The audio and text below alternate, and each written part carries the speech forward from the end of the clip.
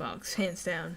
They had so much to show. They had a lot of content, a lot of games that I'm interested in, a lot of trailers. They didn't show too much gameplay, which is good for me. I personally just want to see all the trailers. That's really what I want to see. I think that's what a lot of people want to see.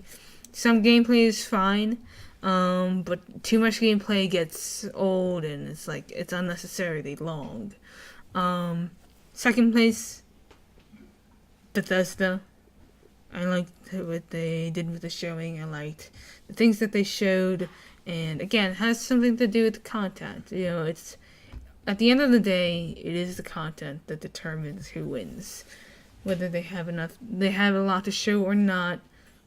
When you have more to show, it's better, because at the end of the day, E3 is supposed to draw the consumer to buy your game. That's the whole point of E3, is to get people excited for the new things that they're coming up, for the things that are coming up. And when a company fails to do that, it's not that good of an E3. It doesn't matter if they pre-planned it or not. If they don't have something to show for it, something to show, why bother coming? Why bother attending? And so, PC has to be third. I think PC has a lot. I know I didn't watch it all, but that's mainly because I came in late. I don't want to really stay up too late to watch the trailers. There's nothing too much that I want to really see. So, that's the only reason why I didn't watch the whole thing. Fourth place is gonna go to Ubisoft with their Assassin's Creed Odyssey, and they have a lot of great franchises. I know I skipped through it all, but they still have great content, and they still have great to show, and the presentation was amazing. The way that they revealed Just Dance was really, really good. I really enjoyed that. Then, oh man, then I'm gonna go with, oh man, I don't even know how to rank these. I didn't watch Devolver. I didn't watch Limited Run. So those aren't going to be ranked. Then I would have to say EA's. While EA's was kind of boring, it still had some things to show. Actually, I don't remember if they had things to show. EA had some things that I was interested in. They had their Manning games in there. It was okay. It wasn't the best. It was pretty dull. Then after that, I would have to say Sony. Because even though it was short and not a lot showed, at least they did say that it was going to be short. Which I didn't pay attention to, because I tried to avoid all spoilers. I tried to give you guys the raw reaction. So apparently I should stop doing that, apparently, because when I do raw reactions, I suffer, because it's like people already knew this was going to be bad, but I'm the only one who didn't. And then last, Square Enix. I mean, come on, it's pre-recorded footage. You know how much time you have. As far as I'm aware, Square Enix said nothing. They said they had an hour and 30 minutes booked. They spent 30 of that, if that. And most of the things that they showed were already revealed in previous conferences. So it's like, okay, what was the point of you showing up? And that's the problem. There are 3 conferences that I was actually looking forward to. I was actually looking forward to Sony and EA's, because they always have something to show. If it's not, no matter what, they always have something to show. They had something to show last year. Sony had something to show last year. They had a really good show last year with EA as well.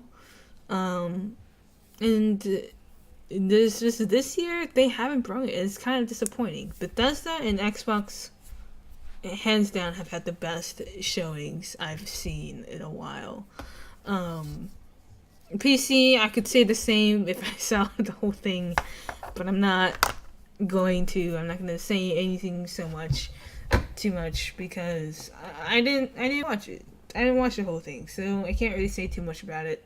I'm not going to pretend, that I saw the whole thing. So, um, this this E3, this entire year has been kind of like there's been a lot of disappointments, but there's also been a lot of upsides too. I like that they confirmed Elder Scrolls 6, and that they showed a tiny bit of possible locations. Could be Hammerfell, could be High Rock, or could be Akavir. There's a lot of potential for Elder Scrolls 6. There's a lot of potential for Starfield. And I really like that Todd Howard came and talked. I think by far Xbox has won this whole thing. I mean, maybe Nintendo can bring it. Maybe Nintendo can get second place. But I highly doubt they're going to have something that gets them first place. I really doubt it. So, what surprises me is that, like, a lot of the E3 showcases were so short. They were short. So far, Xbox and Bethesda had the longest. Xbox being the longest. Although Ubisoft and PC also had a very long showcase. But EA, Sony, and Square Enix all had very short conferences. The three of them together had barely. I mean, EA had technically an hour, but most of that was filled with like gameplay and talking, and not trailers. And so it's. I mean, sometimes you're gonna have years where you don't have much to show. That's going to happen. It is, because it just happens. It just happens, and sometimes there are years where you literally have nothing to show. And the question is, should they bother showing up if they don't have much to show? And I guess certain companies, certain publishers are expected to go. Like Sony is expected to go. Square Enix did not need to go. EA is expected to go, but they don't necessarily have to go. But they always go. I don't think Square Enix needed to show up. E3 could have been so much shorter if we just took out Square Enix. It could have been so much shorter, because then you have like literally PC could have had Square Enix's slot, and then you move everything forward, and then everything's a lot closer together, and you're not wasting people's time. It's a shorter amount of time, and you get to see a lot more, and you get to see the quality content that's coming out. Maybe there should be only 4 people that attend E3. Xbox, Sony, PC. Oh, that's it. Oh, and Nintendo. Maybe there should be only 4. Because really you only need 4 of those. Right? You don't really technically need Devolver and EA and Bethesda and all those. I mean, the developer or the developing studios and the publishers are great to have, but sometimes they don't have much to show. I mean, even Sony doesn't have much to show. So it's not like it's black and white. But at least, it makes sense for the main 4 to go to E3. I don't know how limited the run was. I didn't watch it, so I have no idea if it was worth seeing. But really, I don't know. I mean, some years they do bring it. Some years, like last year, I thought EA did really well, even though they didn't have. I mean, it's EA. It's not going to be the best, but the trailer after trailer after trailer, that's what I like to see. I like it when there's a lot of trailers, less talking, but just trailers. I mean, I guess you could technically defend that with, well, you could just You don't. If you just wanted, if you didn't want the talking, you could just watch it on YouTube, and that's a fair point. Some talking is fine. Some explanations are fine. Some gameplay is fine. Like I think everyone enjoys some gameplay. It's just when it gets drawn out, like it's like okay, this could have ended. Like Sony's could have ended in 20 minutes. It didn't have to be as long as it was, and that's the thing. Like if you don't have much to show, just show what you have and then leave. Like that's what Square Enix did, and that's fine. I think Square Enix had a better conference than people think, because they cut straight to the point. No wasted gameplay, no wasted talking. They literally showed everything that they had and then they went. No wasting people's time. And they didn't even have anyone in person, so it's not like it hurt anyone, really. And overall, I think Square Enix's way of doing it was much better than EA's and Sony's way of doing it, where they have it anyways, and they fill up all this time with gameplay and talking. Well, Sony didn't really have much talk. They had a transition. They had a intermission, which okay was kind of a waste of time. It was people's walking time too.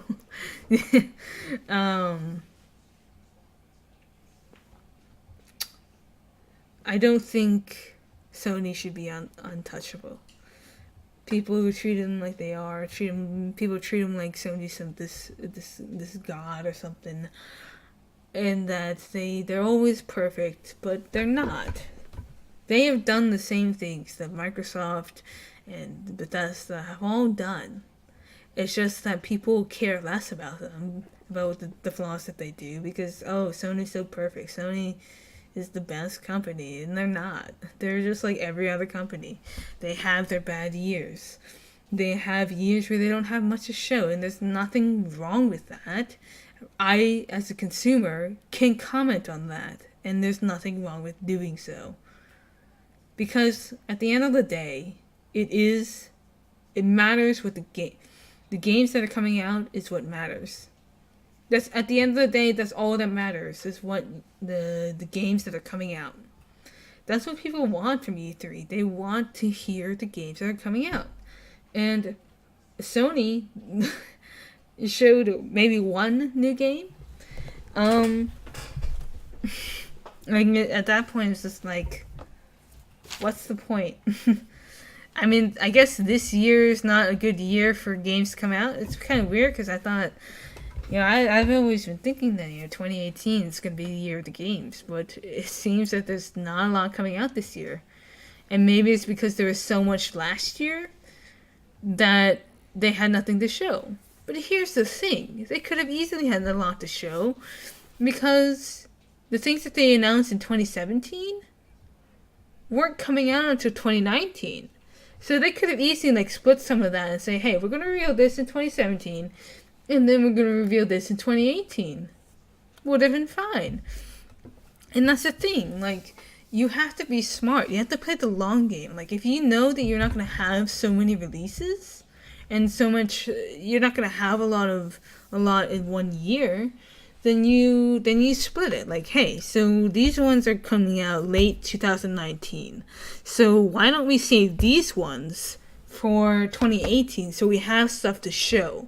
Because we know that in 2018 we're not going to have so much because we were talking about all this in 2017. So maybe we should bring this and save it. I know it won't be as much content, but it's still going to give us more content for 2018 and not waste people's time. You see? That could have easily been done. But these companies, these publishers are all about content for that year. Everything has to be released, has to be announced that same year. You have to have the most revealed. But sometimes less is more. And sometimes more is less. Because you could have split half and half. There was so much last year from Sony that could have been put into this year's showcasing, and that could have been a much better way of doing it because you have a lot more content to show, and it's all coming out back to back, so it's more to show, and people get excited more versus just showing things that you've already shown us. You know, it's like you have to think the long game. Because at the end of the day, it does come down to what you show at the conference. It doesn't matter if you pre-planned it. It doesn't matter if you told everyone that, yeah, we're only at 4 games. That's still not a lot. Even EA had more than 4 games. Sure, they might have been predictable, but even EA had more. Even Square Enix had more, I think. Let's see, that Shadow of the Tomb Raider. They had Kingdom Hearts 3. They had Just Cause 4. They had something... No, that wasn't them. I don't know. They might have been even. Sony might have been even with Square Enix. But it's like...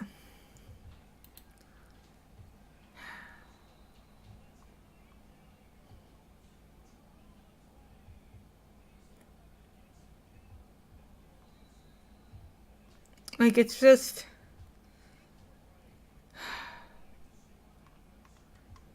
This year in general has been disappointing.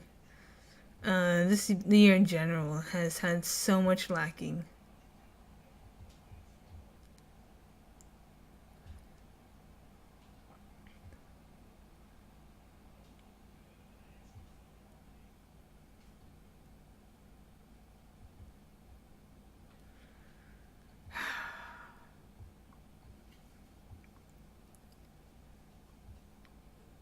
At the end of the day, it does have to do... At the end of the day, it has everything to do with the content that is shown. And that's not like me being biased. Last year, Bethesda's wasn't good because they didn't have much to show. And so it kind of was a waste of time. Even though they said that ahead of time, hey, don't expect much from our conference, people still complained about it. When they did exactly what they said. When Bethesda did exactly what they said last year, people complained about it. So why is Sony getting a pass? Why does Sony get this exception? Like, oh, they told us that they would only be 4 games, so it's fine. Like, these people are so biased. Everyone is so biased when it comes to their opinions. And I try not to be. I know I can be very biased. I try not to be. That's something I need to work on. But like the whole internet is so biased. It's so funny. It's like you say one thing and then when it's your team, when it's your favorite side, it's fine. Everything's fine. For me, it's like I mean I'm 100% honest. Like last year, Bethesda's was terrible. Bethesda's was so disappointing. But this year, they really brought it, I think. And I really enjoyed it. So, it's like, yeah, even my favorite side messes up sometimes. And I will critique them on it. I will call them out on it. It's like, hey, something was missing here. And yeah. I mean... It's only fair. It is only fair that if I critique one side, I have to critique my side too. I don't like exclusives. I don't. I would much rather it if we had games that came out on all platforms, all the time. But that's not how it's gonna go. And people are saying that Xbox should have more exclusives, legitimate exclusives. But to be honest, I don't think they should. I don't want Sony to do it. I don't want Xbox to do it. I don't want anyone to do it. Even though I like Xbox more, I still don't want them to do exclusives. Because it at the end of the day, all it is doing is forcing someone to play on a certain console. And that's not fun. Play on one platform, and that's not fun. I think everyone should be able to choose the platform that they want, and play it on that. It's like it was that way for a long time, and then something changed. Like Nintendo used to always did their own thing, but Sony and Microsoft used to have so many games that came on both platforms. In fact, there was one game that came out on PlayStation and Xbox, but didn't come out on PC. That's Red Dead Redemption. And suddenly, we have all these exclusives, and it's ridiculous. So anyways, it's late. I'm gonna cut this up. I'm gonna highlight all this stuff. I will have to do that. I'm not gonna put the PC one since I put this talk show part, but like I'm not gonna put the whole PC conference thing because it wasn't really the whole thing, and I didn't react too much, so I'm not gonna put it on YouTube. I'll put up the Assassin's Creed Odyssey reaction because that's a really good one to put up, and that's pretty much it. I hope you guys enjoyed. Let me know what you guys thought about E3 in the comments down below. And yeah, let me go host somebody. Peace out, guys. It's been a blast.